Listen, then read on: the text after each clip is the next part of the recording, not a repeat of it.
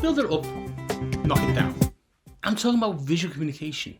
Build it up one semiotic sign at a time as visual communication building blocks of meaning. One semiotic quality cannot communicate complex meaning. One semiotic sign has to be encoded next to another to build that meaning. We all know a wall is stronger if its bricks overlap. So is semiotic communication. Let us discuss. Welcome to the second Semiosis 101 Omnibus Redux edition from Season 3. If you've watched the weekly Semiosis 101 episodes before, then you will already know I am Dave Wood and I explain Charles Sanders Peirce's semiotic theory of semiosis, sign action, in design-centric terms. In this omnibus, I collect 3 Redux episodes of Semiosis 101 Season 3 into one single edition. These 3 episodes can be watched back to back in this edition on the subject of how semiotic signs can be created.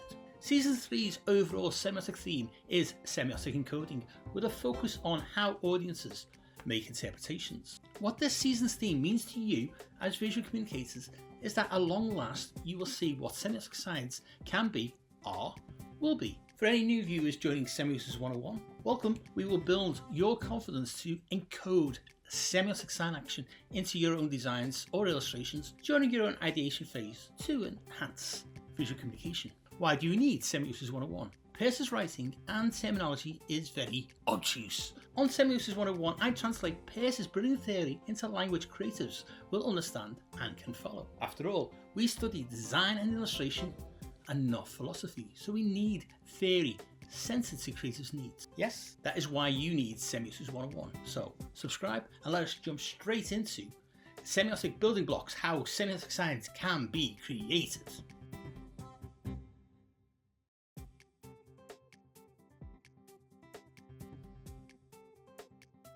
What is there in plain sight but not there perceptually?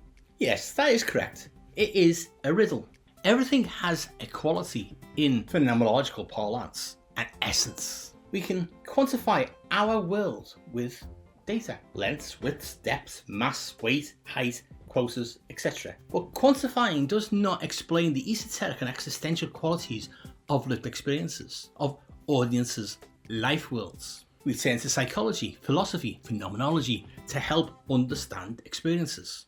We can define the moments of lived experiences, of social encounters, of the daily encountering of the products and things we use emotionally, subjectively, and irrationally.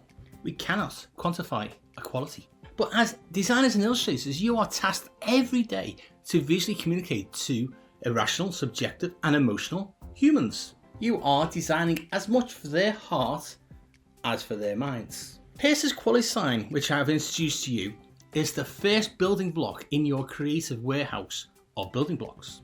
Together with iconic representation and the romantic possibility of meaning, a quality sign forms the most simplest of 10 semiotic sign classifications. To begin encoding semiotic signs, it begins with a quality and nothing more.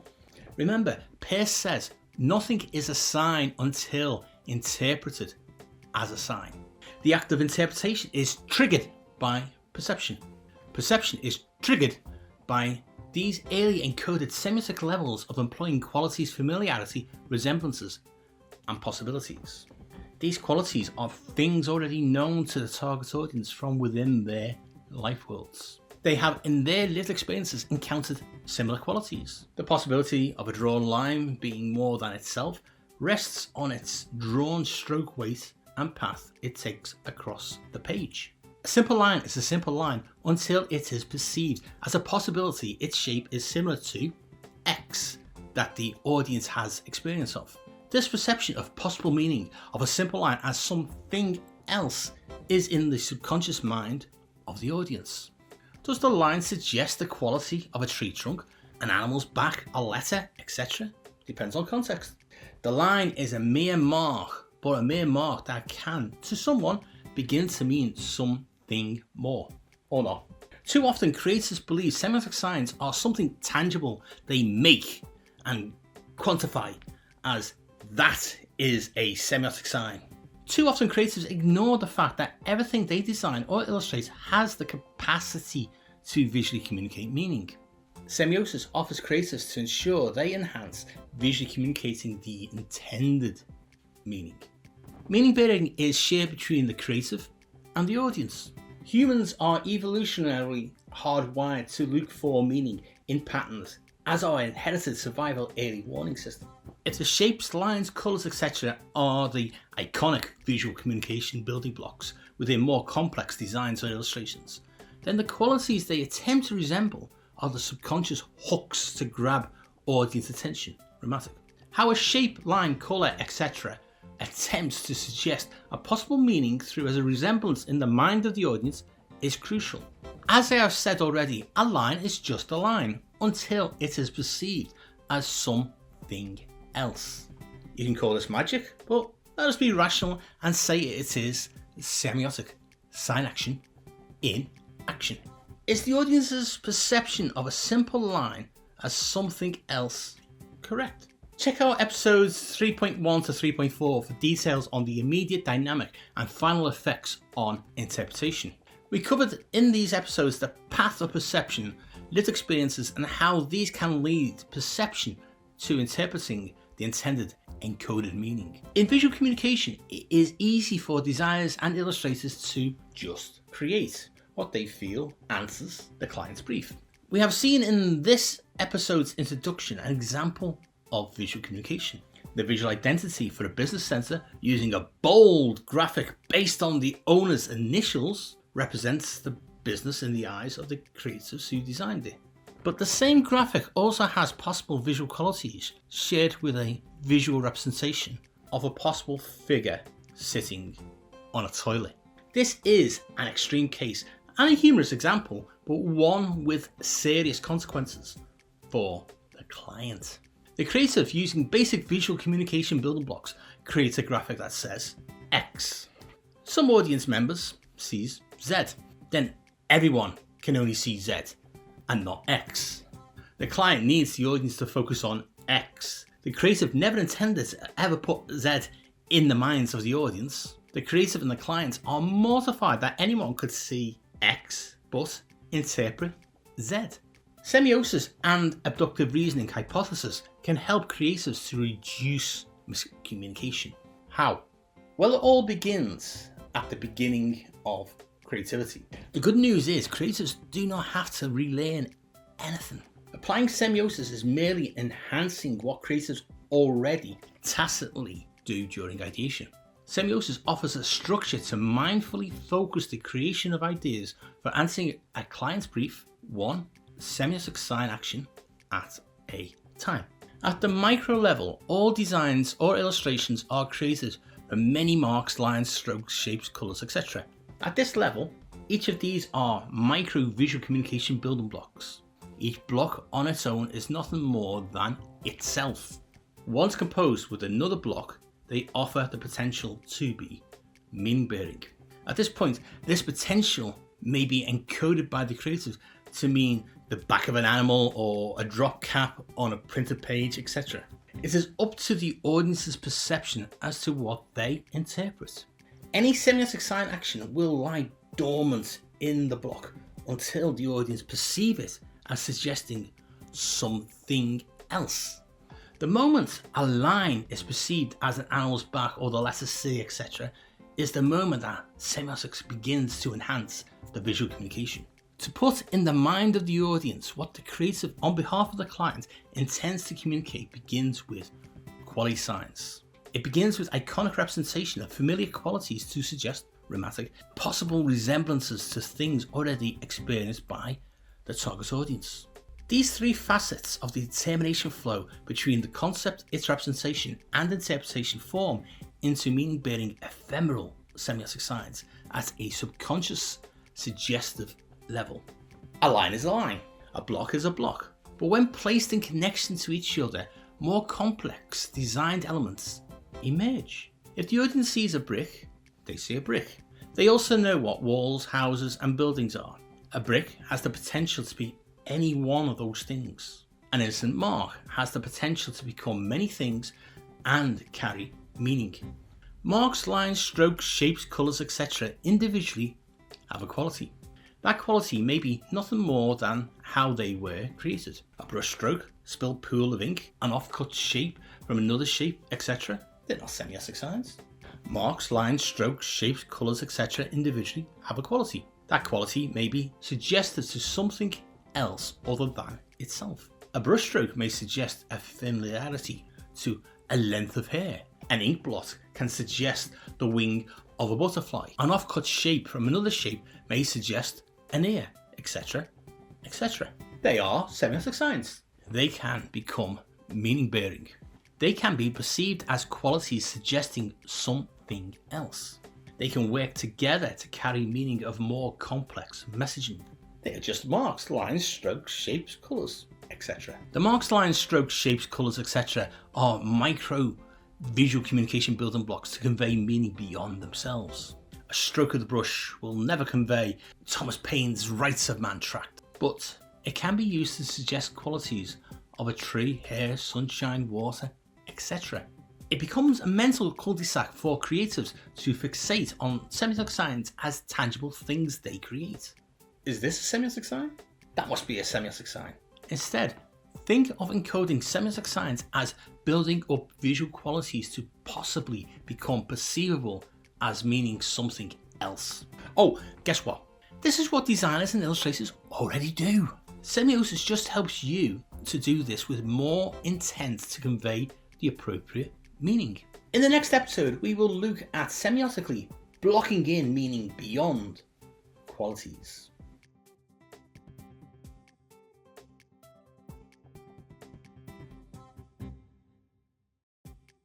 Later in the season, we will examine Peirce's 10 sign classifications from simple to complex. Before we are at that stage of understanding, we need to explain the underpinning of the theory to get you to that level of understanding. The official terminology Peirce employs to describe the lowest class of semiotic sign is a rhematic iconic qualisign. What now? A rhematic iconic qualisign. This is sign 1 in a class of 10 signs, ascending in complexity from this first sign, a rhematic iconic qualisign. Will you please just stop repeating those words? What? You want me to stop calling sign 1, which Peirce calls a rhematic iconic qualisign, a rhematic iconic qualisign? Yes, it's just word salad. What? A rhematic iconic qualisign is a word salad? Yes, stop it. I think you viewers and semioticians are getting the picture. Peirce's terminology may be accurate in the context of his theory, but it is problematic to the layperson.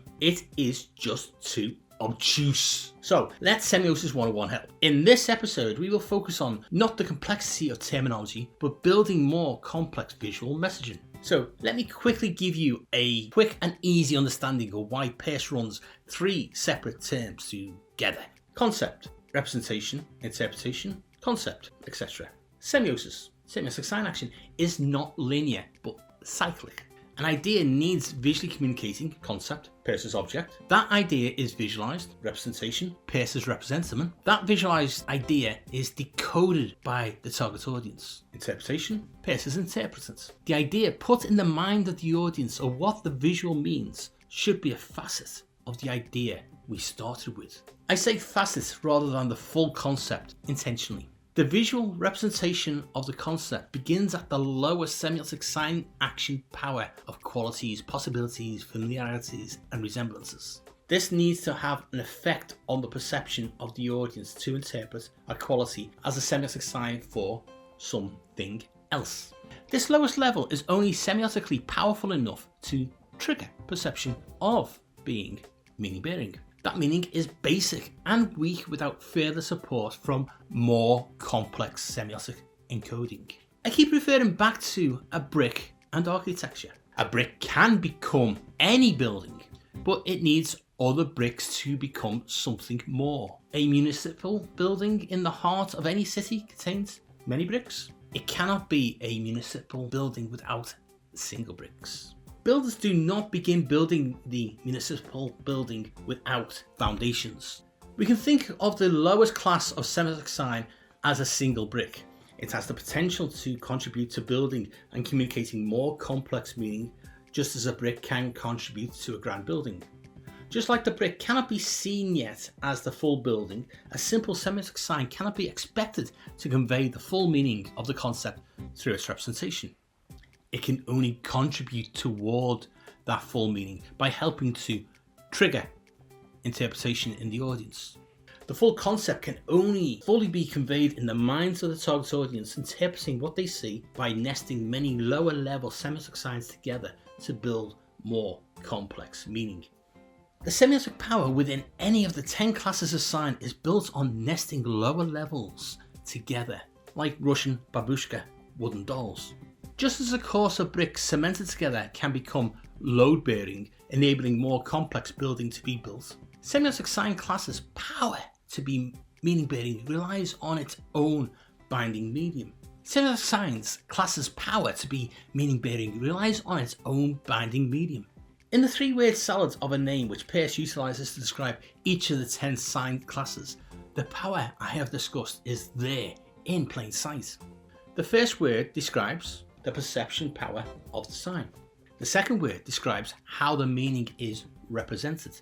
The third word describes the type of vehicle that the sign uses to carry the meaning.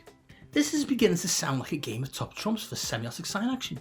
The first word explains, in Peircean theoretical terms, the power the sign has to convey meaning to the audience.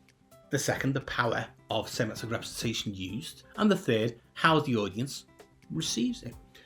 Let us put that into a designer-centric context.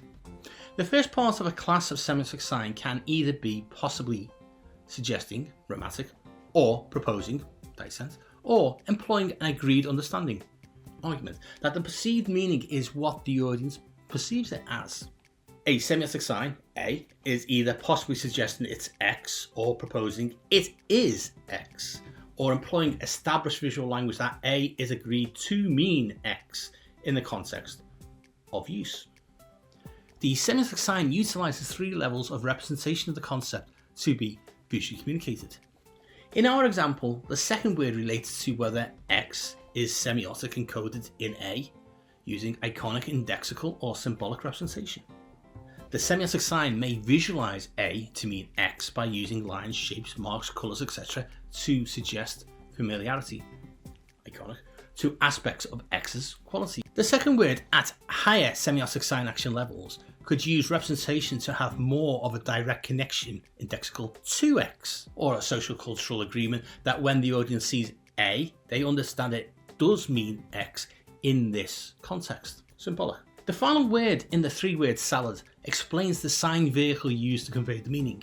The lowest sign vehicle we have so far explored is a quasi-sign. As a sign vehicle, a quasi-sign is ephemeral. It is on the edge of perception. Once the audience perceives meaning bearing, the quasi-sign semiotically evaporates. It has done its job. It is a phenomenological moment on the edge of perception, but without it, semiotic signs would remain dormant. Think of a quasi-sign not as a tangible designed thing, but as a moment the audience begins to perceive the visual as meaning bearing. The third word, at higher semiotic sign action levels, delivers the semiotic sign either as a single-use sign in the form of a sin sign, sin as in single and not naughty, or as a leggy sign. These terms need more time to unpack, so I will return to these in later episodes. So now we have context to Peirce's word salad. In designer-centric terms, each of his 10 classes of sign draws its power from an interplay between the perception power of the sign, how the meaning is represented, and the type of sign vehicle that the sign uses to carry the meaning. Perception, encoding, delivery. So let us try again. A. Grammatic, iconic, quasi-sign. Possible, familiarity, instant. Any better? We can say that the first step to encoding semiotic signs is to trigger perception. By utilizing iconic representation to visualize possible familiar qualities the target audience will perceive, this subconscious triggering is instantaneous, if perceived. A moment before, the audience had no perception of possible meaning.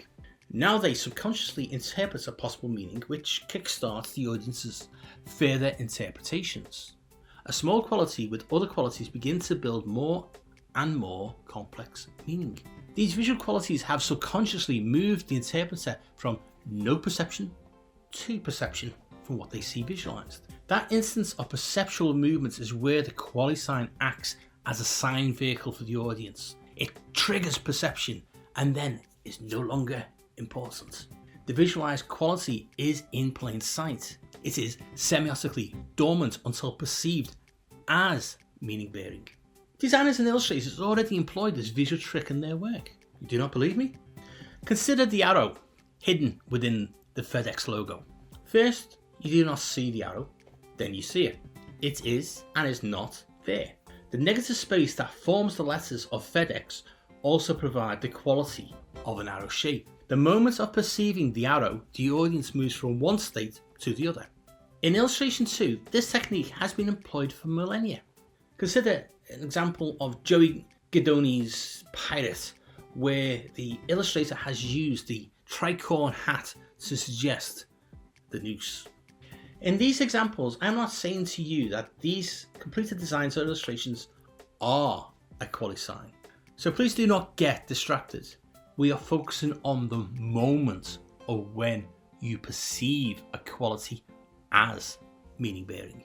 Come back next week where we will semiotically cement these semiotic building blocks of meaning into more solid examples.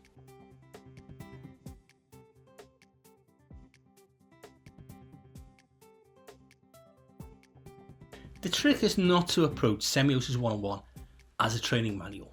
Semiotics does not work like an engineering problem. You cannot hit a communicational problem, then look up in an A to Z how-to book and follow step-by-step instructions to find a semiotic way to solve it. Bish bash bosh, jobs are good. Oh. We are tapping into audience's perception as much as a creative's talent to design or illustrate something to someone. To understand human perception, a phenomenological and qualitative approach is more productive. This is handy as Peirce's semiosis has firm foundations in phenomenology, and the triggering of perception happens through the target audience perceiving familiar qualities. In the first semiotic trigger of perception is through a possible familiar visualized quality. That triggering is subconsciously instantaneous. Sign 1. Possible, familiar, instant. If a visual quality is composed in a design or illustration, it is not on its own. Designs and illustrations are complex visual entities made up of smaller visual entities. Last week we briefly referenced two fresh examples. One was the FedEx logo and the other was an illustration of a pirate by Joey Guidoni. Let us return to these two examples to explain how complex visual communication can semiotically be crafted to enhance visual communication. Before I do, I first wish to state I will be deconstructing these two examples through Peirce's semiosis. While both examples are semiotically rich, I can safely bet the designers and illustrator who created them were working through gut instinct and tacit knowledge. This season I have been stating that you all have always been working semiotically. Okay? I will not repeat myself on that point, so let's move on. In the FedEx logo and Guidoni's pirate illustration, they may both at first appear simple, but both are complex examples of effective visual communication. One example is typographic and the other is an image, but they both utilize sophisticated semiotics built up from simple qualities. Let's jump straight in at the sophisticated connotational level first, and then flip to look at the sign ones that help visually communicate the deeper meaning. Once you see the arrow in the FedEx logo and the noose in the pirate, you cannot unsee them. They are not just intentional, but crucial. The FedEx arrow suggests left to right movement. Communicating movements is crucial for a logistical delivery company. What of the pirate? The noose emerges from the front of the classical pirate tricorn hat. Notice I said classical instead of iconic. These words are interchangeable when describing social cultural well-known artifacts, but iconic means something else within Peirce's semiosis. So I will reserve iconic to describe semiotic representation rather than classical things. Okay, back to the hat. The quality of how each of the three corners of a tricorn hat join naturally form a whole when the three hat brims are curled upwards. This natural quality of a thing, an existing thing, has now been visually hacked by Joey Cadoni into the clear shape of a noose, the ultimate fate of a captured pirate. In these examples, both the noose and arrow are not there. The gestalt of figured ground helps the iconic representation to suggest them. There, I have done it. I have introduced iconic in its rightful place to describe the use of visual building blocks, to possibly suggest the familiar qualities that a real arrow shape and noose possess. The noose shape is formed from both the quality of the natural shape of a pirate's hat and from the suggestion of the brims piping in white. The arrow is formed by the E and the X. Both examples employ negative space to form the suggestion of an arrow and a noose. Both are there in plain sight. Both have to be perceived to be triggered. First you see FedEx or pirate. That is intentional. That is correct. Then eventually the arrow and noose can be perceived. Additional meaning has just been perceptually unlocked by the audience who makes this perceptual discovery. Semiotically, both examples function extremely well without this additional unlocked meaning. Yes, one is type and yes, the other is an illustration. Both are, at a micro level, merely a combination of simple shapes composited together in certain ways that allow the audience to either read a word or see a pirate. The beard is not a real beard. The hat is not a real hat. The letters are nothing more than marks that form letters that make words that can be read. Can you see where I am semiotically going with this? We can break both the pirate illustration and logo down into marks, shapes, colours, etc. Individually, in isolation from each other, they are nothing more. But once they begin to be combined and then nested with other combinations, they all begin to be meaning bearing. It is in this building up from marks, etc., into more and more complex shapes that the meaning bearing qualities begin to mean more complex things. Back in season 1, I did an entire episode on how Gestalt theory helps to contextualize the psychological effects of visual communication, while semiosis helps to enhance visual communication. Check out episode 1.6 from season 1. Okay, back to the macro building of meaning. At the same time, these marks exist in semiotic limbo. Schrodinger's semiotic, if you will. Each mark, line, shape, colour, stroke, etc. can help form more complex elements.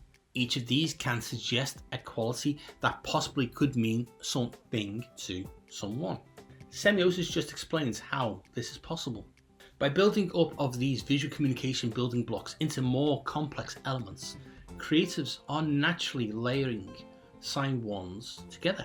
With a mindful semiotic approach, this miscommunication can be minimized. If we frame every micro element creatives make as semiotic qualities, then we can begin to see these marks, lines, shapes, colours, strokes, etc. as iconic representation of familiar qualities. The lowest form of semiotic representation of a concept. Individually, a single quality is semiotically weak at meaning bearing, but in grouping, layering and compositing these together, more complex meanings can be visually encoded. As these semiotic qualities form into stronger forms, the sign vehicle semiotically delivering this further meaning moves upwards in power. As the sign action power moves from the ephemerally simple towards more complexity, the quasi sign vehicle of sign 1 is replaced with a more powerful communicational delivery method. In design-centric terms, the next two signs can be described as sign 2, possible, familiar, mediated, and sign 3, possible, existent, mediated. The semiotic mortar, cement, glue, whatever, metaphorical binding media you prefer, that binds the semiotic power to communicate is predicated on compounding 3 facets of semiotic communication together. Each of Peirce's 10 sign classifications, like his semiotic theory, are an interplay between the concept, its representation, and interpretation. The way to look at how Peirce defines each semiotic sign power class is to see it as communication power, sign intensity, representation power, concept communication, delivery power, effect on interpreter. Let us end by unpacking this. In the next few episodes, we will flip the conversation to ideation and how semiosis is applied. Then we will dig deeper into meaning bearing. After that, we will look at Peirce's 10 sign classifications in more depth. So this episode has prepared the ground for you by focusing on the micro semiotic building blocks of visual communication. We have now touched on signs 1, 2 and 3. Do not panic if it all appears too technical right now. The upcoming episodes will focus on application. I am just exposing you all to the importance to creators of a semiotic mindset. Encoding pragmatic semiotic signs are a three-way interplay between 3 power levels of communication, representation and delivery. Bound together, they offer creators many basic, subtle and complex ways to visually communicate meaning. See you all again for the next Semiosis 101 episode. Semiosis 101 is unique in helping illustrators and designers to semiotically enhance your visual communication skills. One designer-centric semiotic video at a time. Remember to hit subscribe to be notified when the next episode hits.